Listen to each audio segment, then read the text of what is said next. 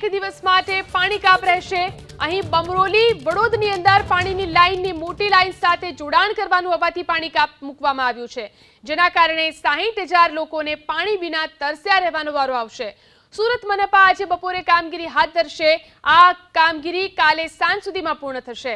હદ વિસ્તરણ બાદ નવા સમાવિષ્ટ વિસ્તારોમાં પાણી, ડ્રેનેજ અને રસ્તાની પ્રાથમિક જરૂરિયાત પૂરી પાડવા માટે આ કામગીરી હાથ ધરાઈ છે।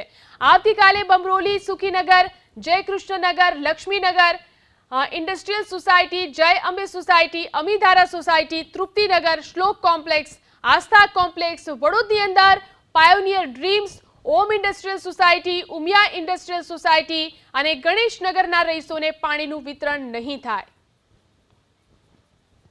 તો સુરતની અંદર આવતીકાલે અમુક વિસ્તારોની અંદર પાણી કાપની જાહેરાત કરવામાં આવી છે।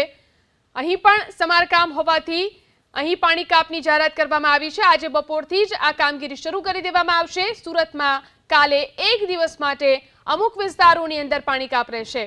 તો નવી પાણીની લાઈન નાખવાની હોવાથી અહીં પાણી કાપની જાહેરાત કરવામાં આવી છે। બમરોલી અને વડોદની અંદર આવતીકાલે પાણીનું વિતરણ કરવામાં આવશે નહીં।